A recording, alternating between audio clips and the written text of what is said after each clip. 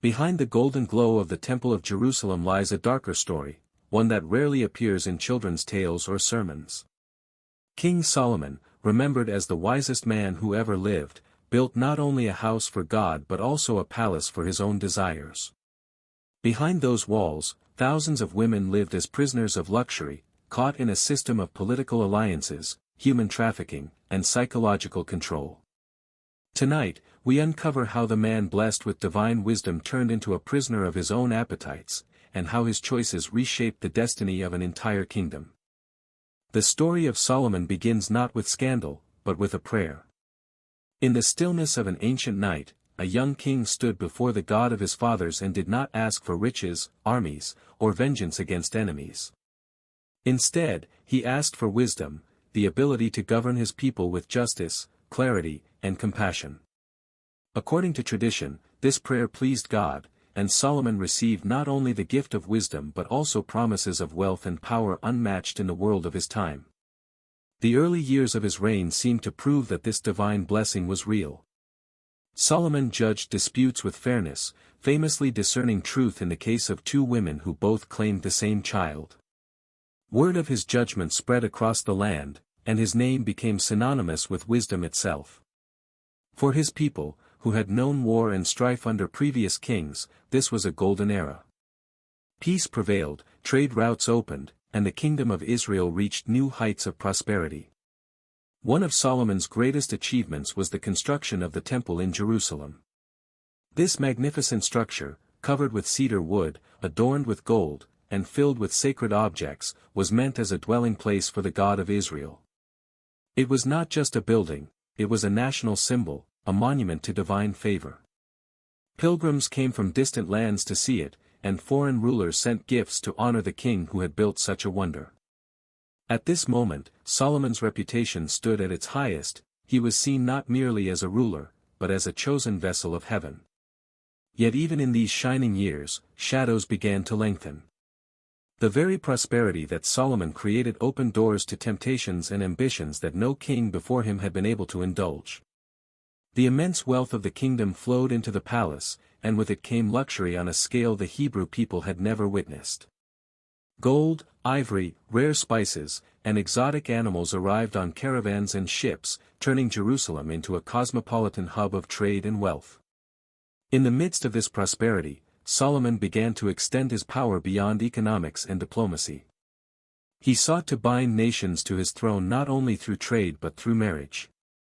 Political marriages had always been a part of ancient diplomacy, but Solomon took the practice to unprecedented extremes. Instead of one or two alliances, he multiplied them across continents, seeking daughters of kings and nobles from Egypt to Mesopotamia. At first, these unions looked strategic, the marks of a clever king securing peace through family ties. But in hindsight, they were the seeds of an empire built as much on desire as on wisdom. The construction of the temple had been a project for God, the construction of his palace was something else entirely. Where the temple took 7 years to complete, Solomon's palace complex required 13. It sprawled across Jerusalem with halls, courtyards, and residences, reflecting not just a seat of government but a world designed for personal gratification. In the early years, the palace was still a marvel, admired for its craftsmanship and beauty. Yet beneath its golden walls, the foundations of excess were being laid brick by brick. The young king's wisdom was still visible, and he was not yet the figure of corruption he would later become. Delegations came from distant lands to witness his judgment and to hear his proverbs. The Queen of Sheba herself traveled across deserts to meet him, bringing caravans of gifts and testing his knowledge with questions. He answered them all, impressing her with his understanding of law, philosophy, and the mysteries of nature. The encounter added to his legend, and tales of Solomon's brilliance spread even farther.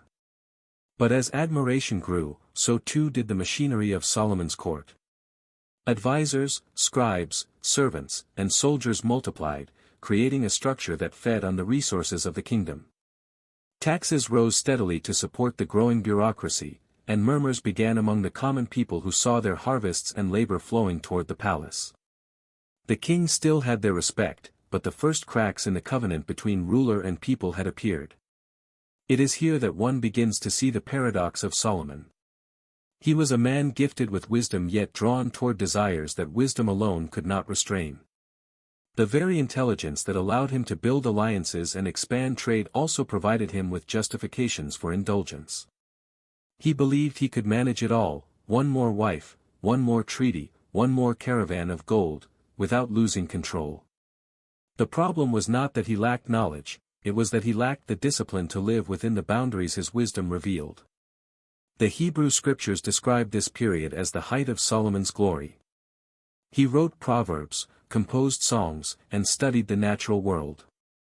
He was said to understand the language of animals and the secrets of plants. His court became a place of learning, where visitors came to listen and scholars recorded his sayings. For those outside the palace, this was a time of awe. Few could imagine that behind the glow of wisdom and learning, another system was slowly being assembled, a network of marriages, alliances, and acquisitions that would turn Solomon's palace into something far different from the temple he had built for God. The contrast could not have been more striking. On one side of the city stood the temple, symbol of devotion and divine order. On the other side grew the palace, symbol of personal ambition and unchecked appetite. At first, the two seemed to coexist, as though Solomon could balance the sacred and the secular. But history would prove otherwise. The palace would eventually overshadow the temple, and desire would consume the wisdom that had once defined him. What makes Solomon's story so compelling is that his downfall was not sudden. It was gradual, unfolding step by step as small compromises accumulated into a vast system of corruption. His reign began in humility, with a prayer for wisdom. It rose in glory, with the building of the temple and the prosperity of the people. But already in those years of success lay the seeds of tragedy. The alliances that secured peace also brought foreign wives into Jerusalem. The wealth that adorned the temple also fed the construction of palaces and gardens. The king who sought understanding of the natural world also sought mastery over human beings as though they were specimens to be collected. In the beginning, few noticed. To the people, Solomon was still the wise king, the anointed ruler, the man whose words carried the authority of heaven. But behind the golden facade of wisdom, the machinery of indulgence was already humming, preparing to reshape not only his palace but the destiny of his nation. If the Temple of Jerusalem stood as the symbol of Solomon's devotion to God, then his palace became the monument to his devotion to himself. It was within these walls that the true contrast of his reign unfolded. The same king who had once prayed for wisdom now presided over a household so vast, so extravagant, that it eclipsed anything seen before in the ancient Near East. The biblical record speaks bluntly: 700 wives of royal birth, and 300 concubines. 1,000 women bound to one man. To modern ears, the number sounds almost mythic, a figure too exaggerated to be literal. Yet archaeology, ancient accounts, and the staggering logistics of Solomon's palace suggest otherwise. This was not mere legend. It was a machine of desire, a palace system that consumed resources like fire devouring dry wood. To understand the scale, imagine the lives of these women. Each of them, whether a princess of Egypt or the daughter of a Phoenician merchant, was absorbed into a labyrinth of chambers and courtyards. If Solomon had chosen to spend a single hour each day with each woman, it would take nearly 3 years to complete one rotation.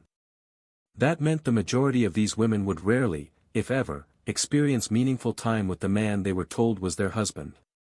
What appeared outwardly as marriage was in reality a grotesque parody of the idea, a system where human beings became objects in a collection. But these women were not acquired randomly. Solomon's marriages were carefully calculated acts of diplomacy and domination. Each wife represented a treaty sealed, a kingdom bound to Jerusalem through its daughters. His concubines, often from conquered territories or secured through trade, symbolized something darker: the reach of his hand into the lives of ordinary families across the ancient world. In this sense, Solomon's palace was more than a home, it was an empire of bodies, constructed as meticulously as the walls of the temple. The architecture of the palace itself told the story. Excavations in Jerusalem reveal that the palace complex spread over 25 acres, making it one of the largest residential structures in the world at the time. It was not merely a residence but a city within a city, designed with order, hierarchy, and surveillance in mind. At the innermost chambers lived the Egyptian princess, a wife of great political importance.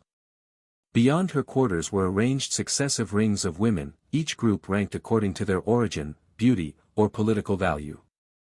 The palace became a human map of Solomon's desires, with people arranged like furniture to reflect his priorities.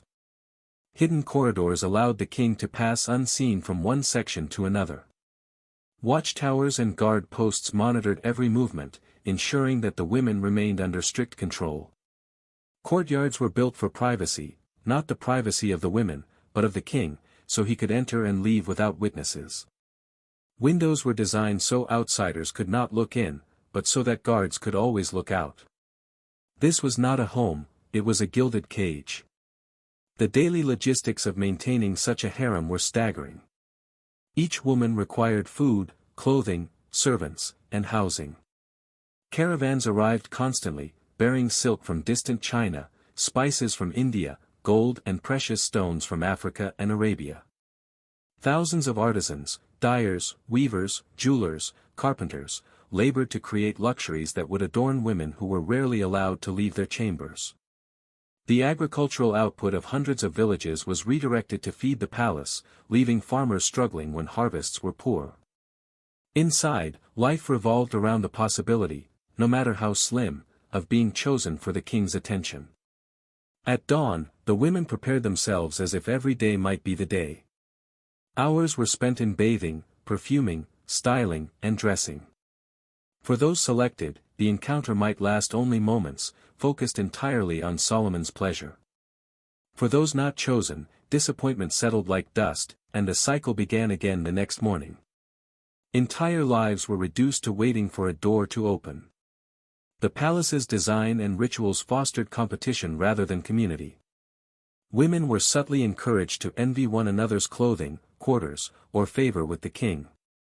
Privileges were granted to some and denied to others, creating a system of rewards and punishments that kept everyone in a state of anxious compliance. If one woman received a finer robe or a more comfortable chamber, others would strive to outdo her. Instead of unity, there was jealousy; instead of companionship, suspicion. Solomon's wisdom, once used to unite his people, was here twisted into a system of control that divided his household. To outsiders, the palace shimmered with luxury and grandeur. Foreign visitors were dazzled by the wealth, the processions, the endless corridors of silk and gold. Yet beneath the splendor lay sorrow. Behind every jeweled necklace was a woman who had lost her homeland. Behind every silk garment was a daughter who had been torn from her family. The palace was not only a monument to one man's power, it was a graveyard of dreams, each chamber echoing with silent stories of longing, fear, and despair. Solomon's court scribes recorded meticulous details of this system. They kept lists of each woman, her origin, her family connections, her beauty, her skills, her fertility, even her moods. These records reduced living individuals to inventory items, as if they were possessions catalogued in a warehouse. The bureaucracy of desire functioned with the precision of an army, ensuring that the king's wants were never delayed. The irony is sharp: the man remembered for wisdom created a machine of indulgence that no amount of wisdom could manage. 1,000 women, endless demands, constant rivalry, and an economic burden that drained the kingdom, this was the hidden cost of Solomon's palace of desire. At first, the people may not have seen it. They saw only the splendor, the gold, the gifts brought by foreign emissaries. But within the walls of Jerusalem, the balance had shifted. The temple honored God, the palace honored Solomon.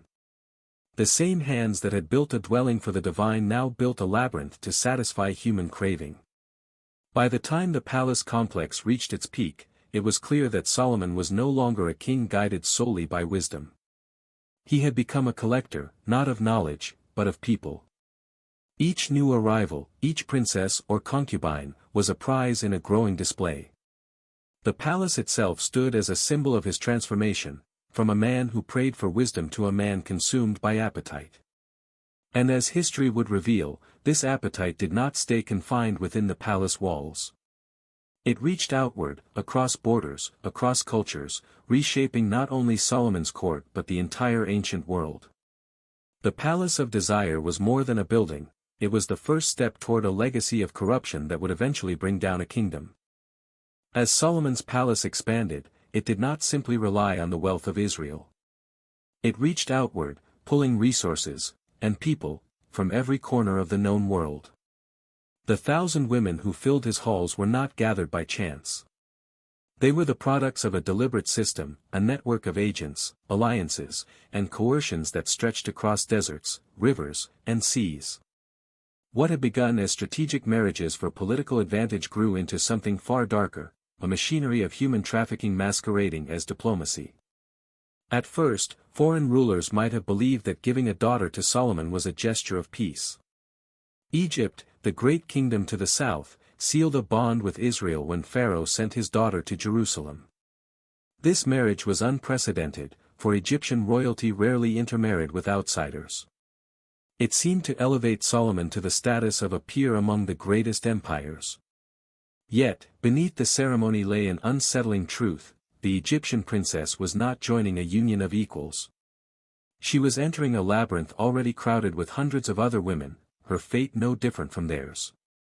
As word of Solomon's appetite spread, alliances became less about mutual respect and more about submission.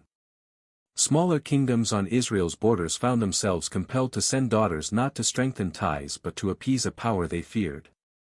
Refusal could mean trade restrictions, military campaigns, or worse. What was presented as marriage often resembled tribute, a tax paid in human lives. The system extended beyond diplomacy. Solomon's agents scoured the ancient world, traveling with merchants, soldiers, and emissaries. Their task was not to gather intelligence for national security, but to identify beauty. Traders returning from faraway markets carried not only silk and spices but also whispered descriptions of young women they had seen: the daughter of a noble in Tyre, the niece of a chieftain across the Jordan, the slave girl with striking eyes in a caravan from Nubia. These reports were catalogued, and when the king's interest was piqued, his representatives were dispatched. What followed was a cycle of pressure and fear. Families targeted by Solomon's scouts were confronted with offers they could not refuse. Rich gifts might be offered, but behind them stood threats. Resistance was futile when the might of Israel's armies loomed in the background. Parents learned to dread the arrival of royal envoys, for it often meant losing a daughter forever. In some towns, families hid their young women in remote villages. Some arranged hasty marriages to keep daughters out of reach.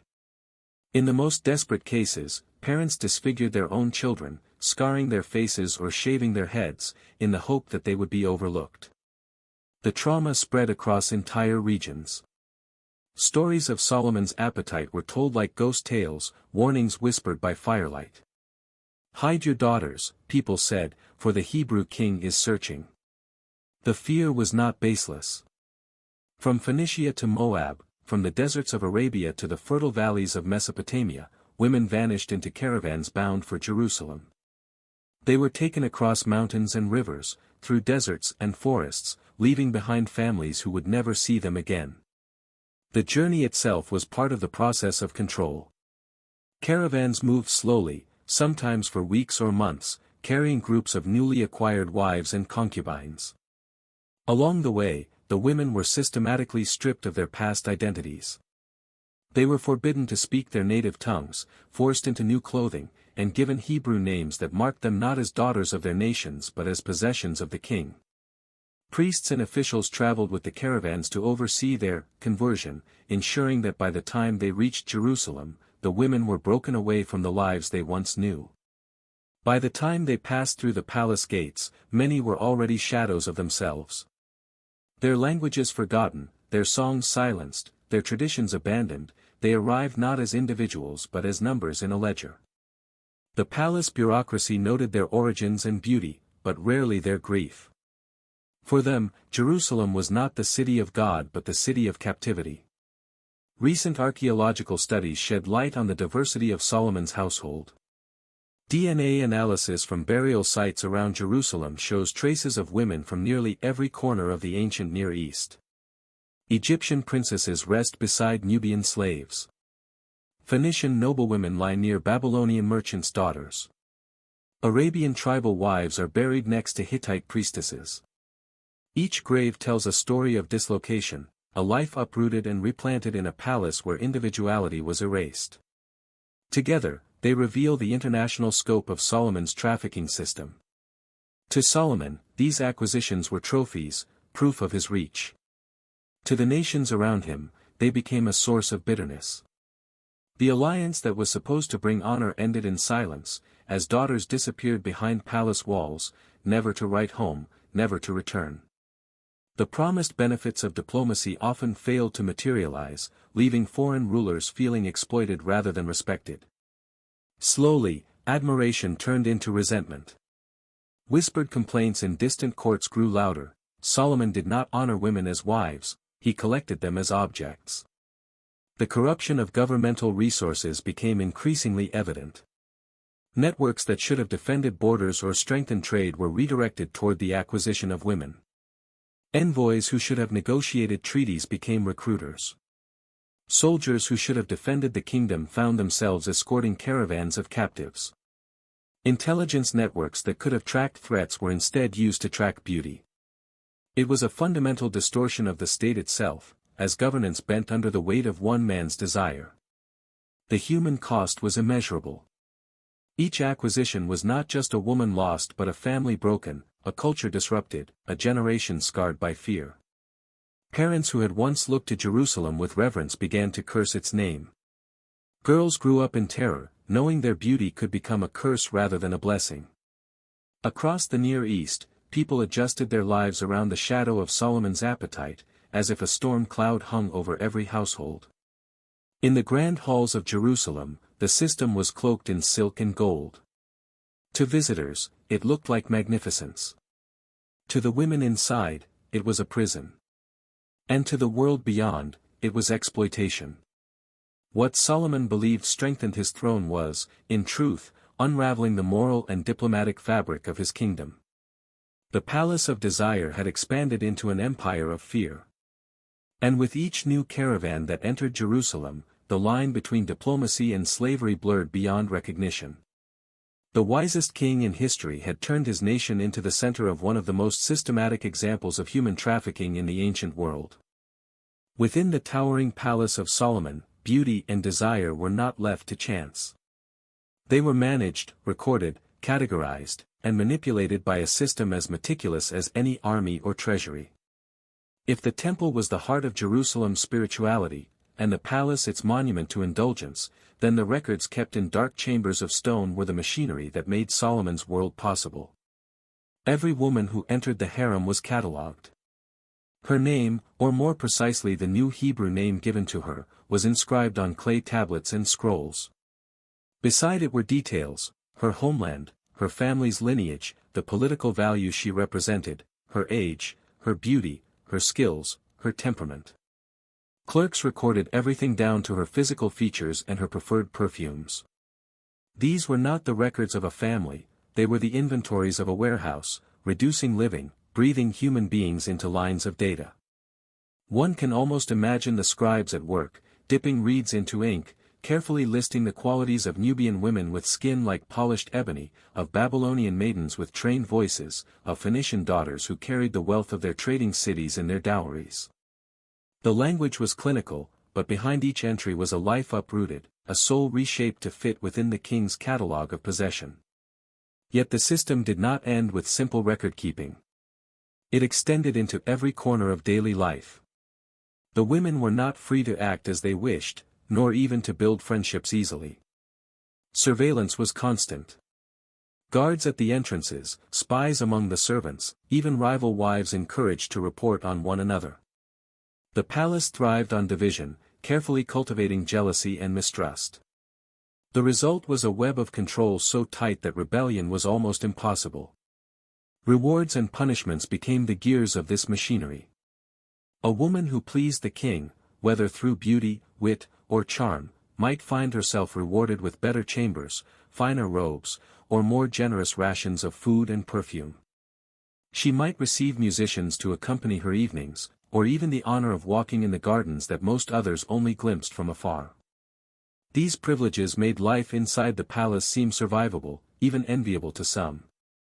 But for those who fell out of favor, the descent was swift. A woman who disappointed the king might be relegated to less desirable quarters, stripped of jewelry, and forced to wear plain garments. Her meals might be reduced, her access to servants restricted, her outings curtailed. For some, punishment meant complete isolation, left alone in small chambers where the only company was silence. The harem hierarchy was unforgiving, and every woman knew that her fate could change overnight. This structure was not accidental. It was designed to maintain obedience, to ensure that every resident remained desperate for the king's attention. The competition was not only for survival but for recognition, for the faint hope of significance in a system that had already stripped away identity. Jealousy was weaponized, trust dissolved, and unity shattered. By ensuring that women vied against one another for scraps of favor, Solomon prevented them from banding together in resistance. The psychological toll of this constant uncertainty was immense. Imagine living every day not knowing whether you would be noticed with kindness or discarded into obscurity.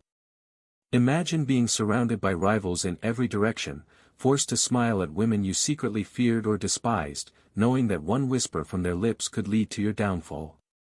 The palace did not need chains to keep women captive, it used their hopes and fears as shackles stronger than iron. Perhaps the most chilling part of this machinery was the system of breeding. Even the most intimate act, childbirth, was transformed into a calculated tool of politics. Certain women were selected for reproduction, chosen because of their beauty, their royal lineage, or their perceived genetic strengths. They were subjected to diets, medical checks, and rituals intended to maximize fertility. Their bodies became instruments for the king's dynastic ambitions. Others were denied the possibility of motherhood altogether. Records suggest that herbs, potions, or restrictions were used to prevent pregnancies in women deemed politically useless or physically undesirable. These decisions were not theirs to make. Their value was determined entirely by the calculations of scribes and advisors who saw them less as people than as vessels of the king's will. The children born into this system faced their own bleak fates. Sons who posed a threat to Solomon's chosen successor were often taken from their mothers at birth, sent away to remote places where they could be controlled. Daughters were evaluated from infancy, some destined for diplomatic marriages, others, disturbingly, kept within the palace walls as future objects of their father's indulgence. A generation grew up in this atmosphere of control, learning from their earliest days that love and loyalty were conditional, transactional, and fragile. The machinery of control even extended to language and culture. Women were required to learn Hebrew, to recite prayers and rituals unfamiliar to them. Their own gods were dismissed, their traditions erased. Tutors drilled them in etiquette designed to please the king, from the way they bowed to the way they sang. In this sense, the palace was not merely a prison of walls but a prison of the mind, erasing individuality and replacing it with a standardized mold of obedience. At the center of it all was Solomon himself, the wise king whose mind once overflowed with proverbs and insights. Yet here, wisdom had curdled into manipulation. He understood human desires, fears, and ambitions, and he used that knowledge not to guide his people, but to exploit those closest to him. The man who could settle disputes with brilliant judgment had become the architect of a system that stripped away justice from the lives of hundreds. The scale of bureaucracy required to maintain this machinery was immense. Dozens of scribes managed the records. Hundreds of guards enforced the rules. Servants delivered food, cleaned chambers, monitored movements. Spies whispered, musicians played, physicians treated women for illnesses both of the body and of the mind. The palace was a small empire, sustained by the labor of thousands, all devoted to maintaining one man's elaborate illusion of control and abundance. And yet, even as the machinery functioned with cold precision, cracks began to appear. The more elaborate the system, the more fragile it became. Families outside Jerusalem whispered curses. Allies abroad began to question why their daughters vanished without a trace. Even within the harem, behind the painted smiles and jeweled gowns, despair simmered. Women who seemed obedient and docile sometimes whispered in corners, dreaming of lives lost, remembering songs from distant homelands. Their voices could be silenced, but not their longing. Thus the palace of Solomon became not only a house of desire but a machine of dehumanization. Every record, every punishment, every carefully calculated reward was part of a structure designed to strip human beings of dignity and transform them into manageable objects. What had once been a prayer for wisdom had turned into a system where wisdom itself was corrupted, used not to guide but to control, not to uplift but to dominate. The palace of desire did not exist in a vacuum. Behind every jeweled robe worn by Solomon's wives, behind every perfumed chamber lit with golden lamps, stood the toil of countless men and women outside the palace gates. The system that maintained Solomon's 1,000 wives and concubines was not merely a personal indulgence, it was an engine that drained an entire nation, reshaping its economy, its society, and even its faith. The first and most obvious burden was economic. Feeding and clothing 1,000 women of noble birth, along with their attendants and servants, required a staggering amount of resources. Caravans brought silk from China, spices from India, ivory from Africa, and precious stones from Arabia, not for trade to enrich the people, but to adorn the palace. Entire industries were bent toward satisfying the king's insatiable appetite. Silk weaving workshops multiplied, pearl divers risked their lives in distant seas, miners dug deeper into exhausted veins of gold and silver. These efforts did not feed the population, they fed Solomon's palace. The strain fell heaviest on the ordinary people. Farmers found their harvests taken as taxes to fill royal storerooms.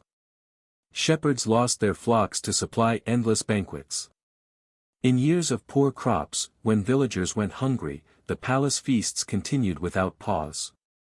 Contemporary records describe banquets where more food was discarded in a single night than most villages consumed in weeks. For the common people, the image of their king shifted from wise judge to distant tyrant, more concerned with silk and spices than with their survival. The distortion of the economy extended beyond Israel's borders. Merchants across the Near East scrambled to meet the demands of Jerusalem, inflating prices of luxury goods. A golden necklace worn by a concubine in Solomon's palace might represent the labor of dozens of miners, craftsmen, and traders across thousands of miles. The result was inflation and scarcity, as resources once spread among many were now hoarded for one man's indulgence. What should have been prosperity became imbalance, felt by nations as far away as Phoenicia and Mesopotamia. But the cost was not merely material. It was social. Within Israel itself, the example of the king began to reshape cultural values. Where once Hebrew tradition emphasized modesty, faithfulness, and devotion to God, the palace introduced an obsession with luxury and status. Wealthy men, imitating their ruler, began to take multiple wives, treating women as possessions rather than partners. The fashion of foreign robes and exotic rituals spread beyond the palace walls, eroding the simple moral code that had once set the Hebrew people apart. For ordinary women, the change was devastating. The dignity once afforded to wives and mothers diminished as polygamy spread among the elite. Daughters became bargaining chips in alliances, tokens of status, objects of display. The moral foundation of family life, faithfulness, mutual respect, stability, was weakened under the shadow of Solomon's example. Families across Israel began to mirror the palace, prioritizing wealth and pleasure over loyalty and restraint. Even more corrosive was the impact on religion. When Solomon first prayed for wisdom, his devotion to the God of Israel was unquestioned. But the 1,000 women who filled his palace brought with them the gods of their homelands. To keep peace within his household, Solomon allowed shrines and altars to be built. Soon he was not only tolerating but participating in their rituals. Archaeological evidence shows that altars to Ashtaroth, the Sidonian goddess of fertility and war, rose within Jerusalem. Temples to Chemosh, the Moabite deity who demanded child sacrifice, stood near the palace. Worship of Molech, the Ammonite god associated with passing children through fire, took root in the capital itself. Inscriptions and artifacts suggest that Solomon himself joined in these rites, abandoning the strict monotheism that had defined Hebrew identity. The contrast was staggering. The man who had built the temple to honor the God of Israel also constructed shrines where human sacrifice was performed. Within the palace grounds, foreign temples eventually outnumbered Hebrew places of worship by a ratio of nearly 15-1. What had been the spiritual center of Israel became a marketplace of gods, where every deity of the Near East found a place, and the once distinct faith of the Hebrews was diluted in a sea of superstition. The cultural erosion was swift and profound. Wealthy Hebrews, following the king's example, began to adopt these foreign practices. Ritual prostitution, fertility rites, and sacrifices crept into the daily life of the people. The younger generation, growing up in this environment, came to see syncretism as normal. They no longer remembered the clarity of devotion that had defined earlier generations. To them, faithfulness to one God seemed old-fashioned, even restrictive. This generational shift carried consequences far beyond the palace. The unity of the Hebrew people, once grounded in their shared covenant with God, fractured. Competing cults and practices splintered communities, sowing discord. Priests and prophets who called for a return to traditional worship found themselves with less influence, overshadowed by the glitter of foreign rituals. The cost was also diplomatic. Foreign rulers who had once admired Solomon began to reconsider. At first, sending daughters to Jerusalem seemed an honor, a way to secure peace with a powerful ally. But when these princesses vanished into the palace, stripped of identity and voice, the alliances lost their meaning. Promises of partnership went unfulfilled as Solomon focused on his own pleasures rather than genuine cooperation. Slowly, admiration turned to resentment, and resentment to hostility. Enemies grew where friends should have been. Thus, the palace of desire, built on luxury and indulgence, weakened the very foundations of Solomon's reign. Economically, it drained the kingdom. Socially, it eroded family life and cultural values. Religiously, it corrupted faith, replacing devotion with decadence. Diplomatically, it destroyed trust, isolating Israel from allies. The people saw it, even if the king did not. In villages, farmers cursed the taxes that starved their children. In towns, mothers whispered warnings to daughters about the dangers of beauty. In temples, priests lamented the loss of purity in worship. Across borders, kings muttered about betrayal and exploitation. And within the palace itself, surrounded by silk and gold, Solomon pressed forward, blind to the cost. The system continued, each new woman added to his collection, each new shrine rising in Jerusalem, each new tax levied on a weary people. The wisest king in history had become a prisoner of his own appetites, dragging his kingdom into ruin alongside him. By the time the cracks began to show clearly, the damage was already deep. The economy strained, the society corrupted, the religion fragmented. The legacy of wisdom had been overshadowed by the legacy of excess. And what had begun as a prayer for wisdom now threatened to end as a cautionary tale of folly. By the later years of Solomon's reign, the glitter of his palace concealed a darker reality. The king who had once stood as a symbol of divine wisdom was now a man consumed, physically weakened, mentally haunted, and politically isolated. The seeds of indulgence sown in his early years had grown into a tangled forest that smothered him from within. Reports from ancient scribes and physicians suggest that Solomon's health was already faltering long before his death. His compulsive lifestyle, maintaining intimacy with hundreds of women, had left him physically drained. Chronic fatigue set in, along with depression and anxiety. Ancient texts speak of fevers, ailments of the heart, and sleepless nights. What modern medicine might call sexual addiction or exhaustion was then described as a spiritual affliction, evidence that the favor of God was slipping away. But the decline was not only of the body, it was of the mind. The once clear judgments of the king became clouded. Advisors who had once marveled at his insight now whispered about his erratic behavior. At times, he withdrew from matters of governance altogether, leaving decisions to courtiers more concerned with palace politics than with the welfare of the people. At other times, he lashed out, convinced of plots and conspiracies that may or may not have existed. The palace itself became a fortress of suspicion.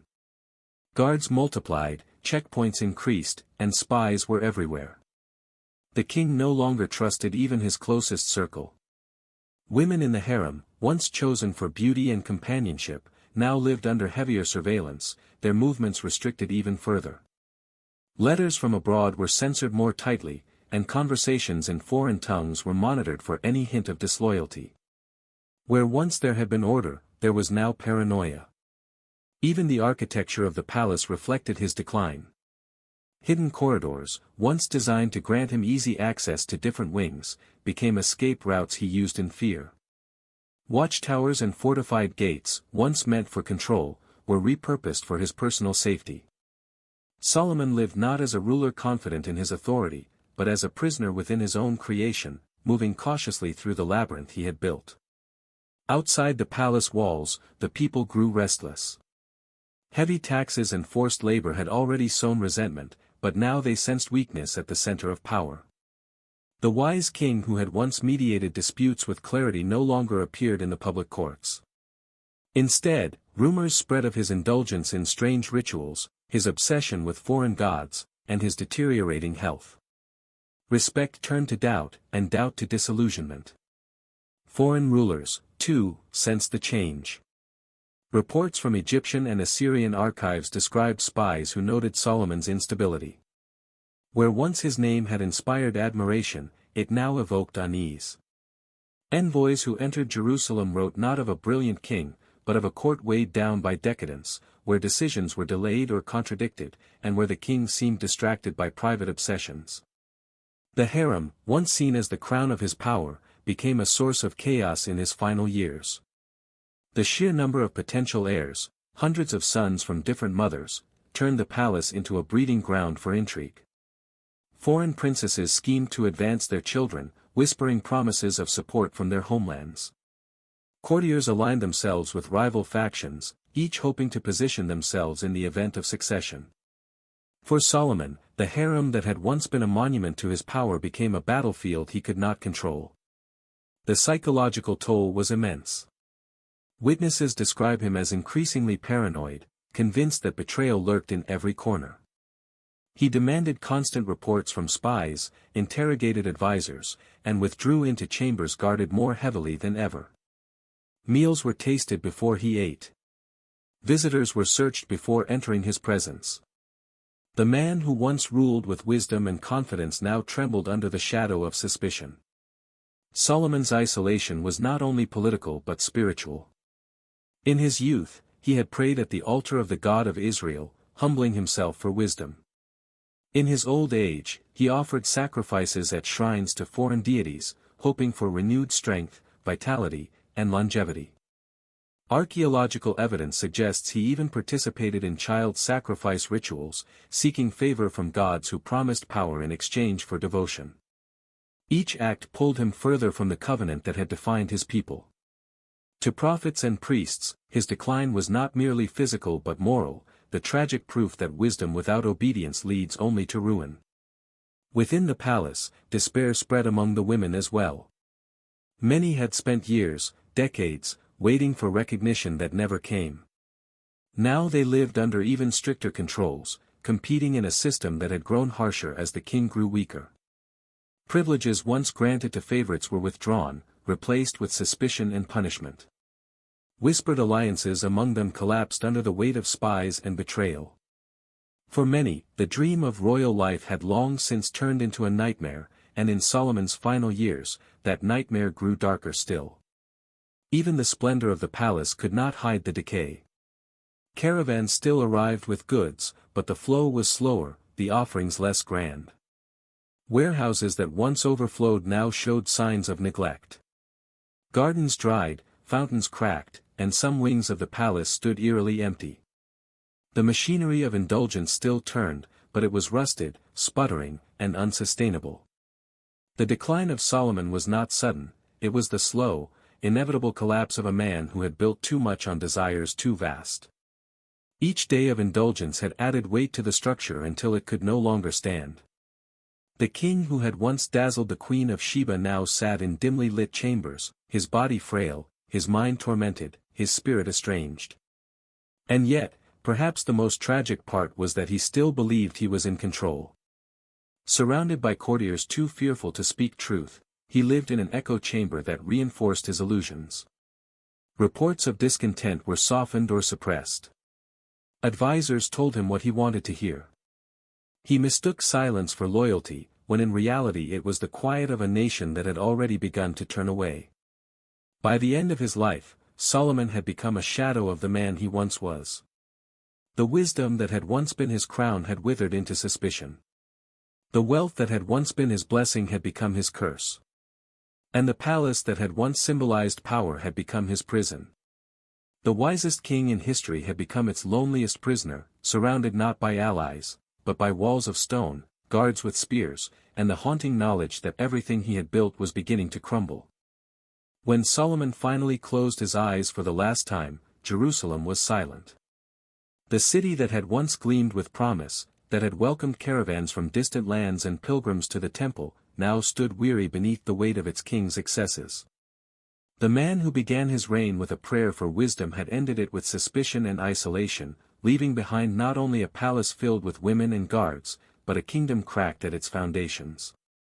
The new king, Rehoboam, inherited not a crown of glory but a burden of resentment. The people who had once celebrated Solomon now approached his son with anger in their voices. Representatives from the tribes of Israel came to Rehoboam with a plea, "Lighten the heavy yoke your father placed upon us. Release us from the crushing taxes, the endless tribute, the labor that drained our strength for palaces and shrines we never entered." It was a moment that could have healed the kingdom, a chance for renewal. But Rehoboam, young and eager to assert his authority, spurned the wisdom of older advisers who urged leniency. Instead, he followed the counsel of his peers, declaring, "My father disciplined you with whips, I will discipline you with scorpions." His words fell like stones upon an already fractured nation. The tribes erupted. What had simmered for years under Solomon's rule now boiled over. 10 of the 12 tribes rejected the house of David, declaring independence and forming the northern kingdom of Israel. Only Judah and Benjamin remained loyal to Rehoboam, creating the southern kingdom. The unified nation, the dream of David and the pride of Solomon's early years, was shattered. The division was not only political, it was spiritual and cultural. In the north, new centers of worship arose, rival altars built to distance themselves from Jerusalem's corruption. In the south, the temple still stood, but its sanctity was tainted by the memory of foreign shrines Solomon had built. The very heart of Hebrew identity, its unity under one God and one king, was fractured beyond repair. The consequences rippled outward. Neighboring kingdoms, once cautious before the might of a united Israel, saw opportunity in its division. Enemies tested the borders, and alliances crumbled. Trade, once the lifeblood of Solomon's prosperity, faltered as merchants lost confidence in a kingdom torn by internal strife. What had taken decades to build unraveled within years. Inside Jerusalem, the decline was visible in stone. Archaeological evidence tells of palace wings abandoned or repurposed, shrines to foreign gods still active long after Solomon's death. Some temples fell into ruin, their altars overgrown with weeds, while others thrived, their fires burning long into the night, symbols of a corruption too deeply rooted to be easily erased. For the people, life did not suddenly improve after Solomon's passing. The taxes continued under Rehoboam, though without the wealth of a united kingdom, they yielded less. Farmers still struggled, soldiers still marched, and ordinary families still bore the scars of generations of fear and displacement. Mothers told their daughters stories of Solomon's palace, not as a place of wonder, but as a warning of what power unchecked could do to innocence. In the memory of Israel, Solomon became a paradox. On one hand, he was remembered as the king who built the temple, who spoke proverbs and sang songs, whose wisdom drew the Queen of Sheba across the desert. On the other, he was recalled as the tyrant who drained his people, corrupted their faith, and shattered their unity. Generations would debate which image was truer, but the division of the kingdom spoke louder than words. The legacy of Solomon's 1,000 wives and concubines endured long after his death. His palace became a cautionary tale, a symbol of how desire can twist wisdom, how indulgence can devour strength, and how one man's appetites can bring ruin to millions. His successors inherited not only the throne but also the enmities, debts, and corruption he left behind. The kingdom that should have stood as a beacon of justice and faith became instead a warning etched into history. Yet, amid the ruins of his legacy, one truth remained: the human cost. Behind the grand narrative of kings and kingdoms were the lives of those who suffered. The women taken from their homes, the children born into captivity, the farmers who starved under heavy taxes, the priests who watched their faith diluted, all bore the weight of Solomon's choices. Their voices are faint in the records of history, but they echo still, reminders that empires rise and fall not only by armies and treaties but by the treatment of the vulnerable. The story of Solomon ends not with triumph but with loss. The man who had everything, wisdom, wealth, power, and divine favor, lost the trust of his people, the respect of his neighbors, and the approval of the God who had once blessed him. His son inherited a divided kingdom, his dynasty weakened, and his people scattered. The golden age of Israel was over, and the shadow of its fall stretched across centuries. For us today, the lesson is stark. Intelligence without integrity is not wisdom but cleverness. Power without restraint becomes tyranny. Desire without boundaries destroys not only the self but the community it touches. Solomon's story, though rooted in the ancient world, speaks to the timeless truth that no amount of wealth or brilliance can sustain a nation when justice, dignity, and humility are abandoned. And so history remembers him not only as the wisest king but also as the most tragic, proof that wisdom without morality is a fragile crown, destined to slip and shatter.